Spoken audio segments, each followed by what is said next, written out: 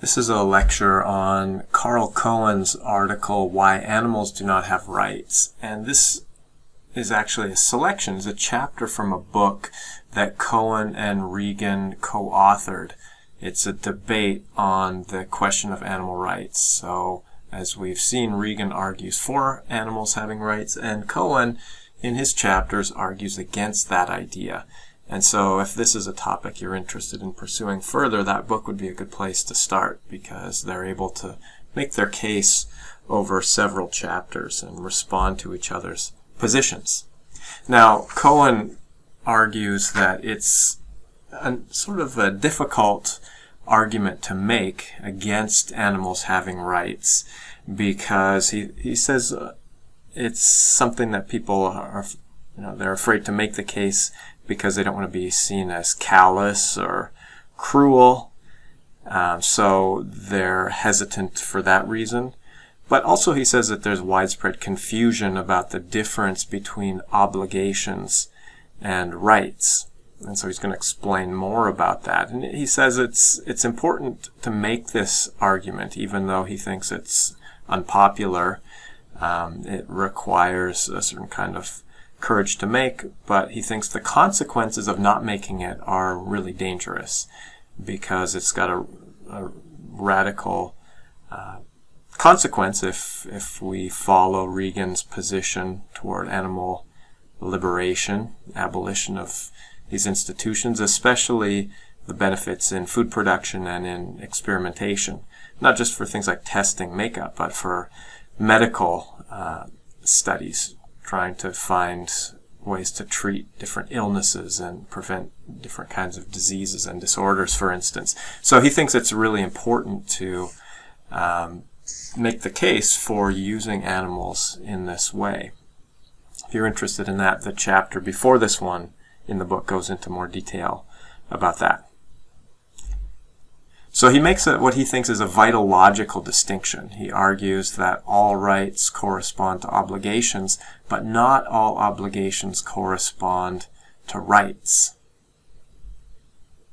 So, in the same way, just as all dogs are mammals, not all mammals are dogs. Okay, so, the one is true, all dogs are mammals, but the converse, that all mammals are dogs, that's not true, because there are other kinds of mammals. Human beings and horses and cats and all kinds of things. Now, in the same way, rights always correspond to obligations. So if you have a right to something, then someone else has an obligation to fulfill that right, to provide that. But there are cases where we have obligations that don't correspond to rights. And he gives several examples on pages 28 to 29. So, for instance, a host has certain obligations to a guest, but that doesn't correspond to a right on the part of the guest. Now, this also applies with family connections. Say, a father to a son. If the son is pursuing a career in veterinary medicine, the father has an obligation to try to help the son in whatever way he can. That doesn't correspond to a right on the part of the son, that the son exercises a right over against the father toward that help.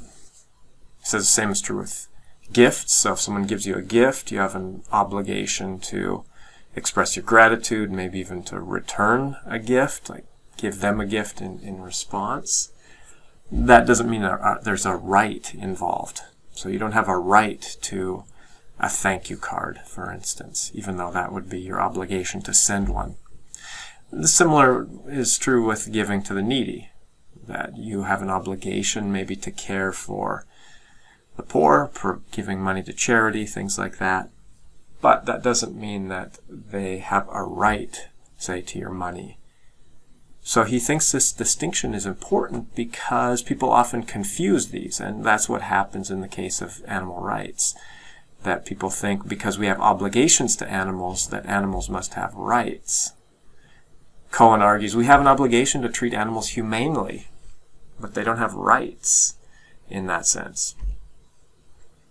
He thinks right is an essentially human category, and he gives a couple of thought experiments to make his case. The first is when a lioness eats a zebra.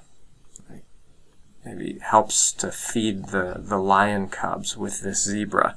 The question is the lioness violating the rights of the zebra in doing that?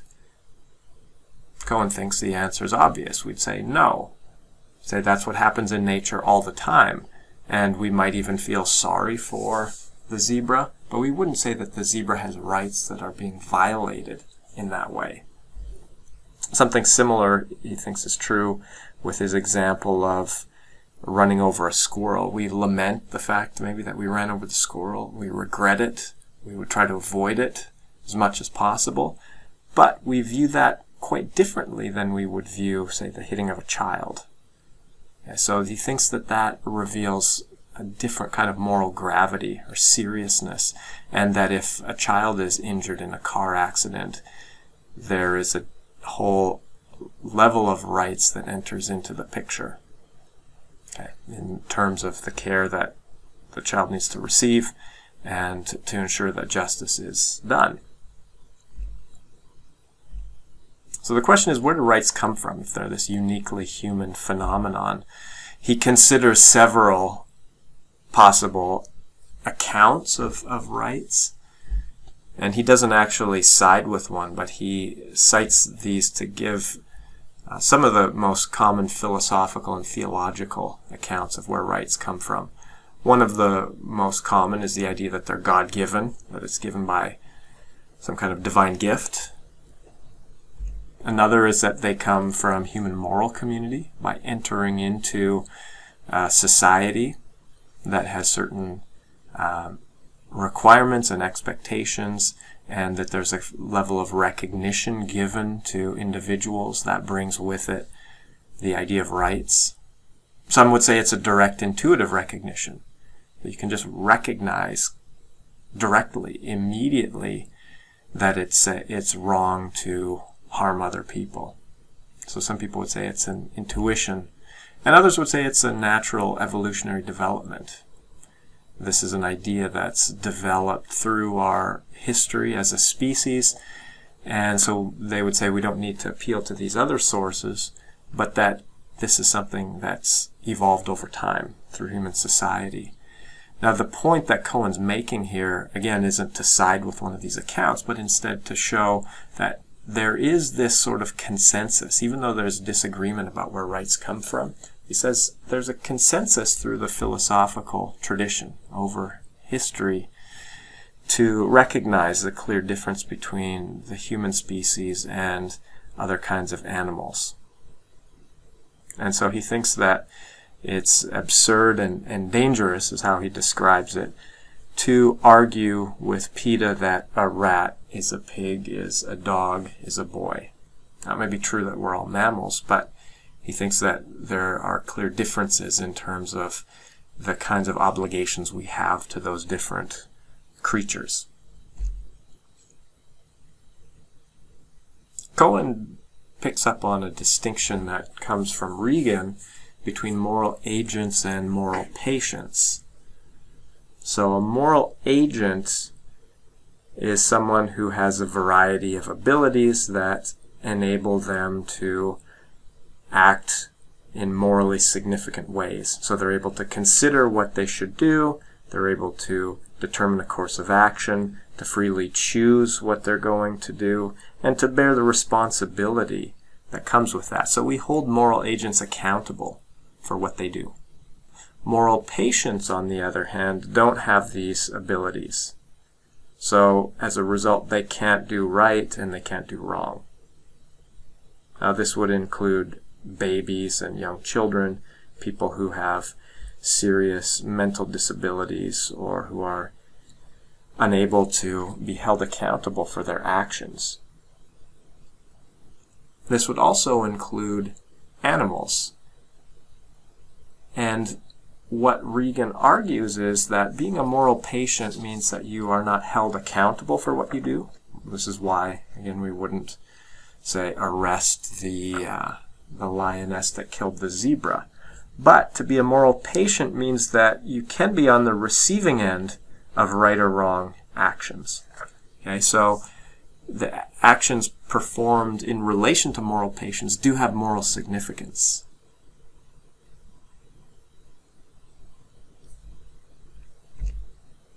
Now, on this point, Cohen and Regan agree that human beings can be both moral agents and moral patients. So what they do has moral significance, and what is done to them also has moral significance. Animals, on the other hand, can only be moral patients. In other words, the things that are done to them do have moral significance. That does not, however, mean that their actions have moral significance. That's why they're not moral agents. So they agree on that point. Where they disagree is that Cohen says we have moral obligations to animals because they're moral patients in this way, but that doesn't mean that they have rights.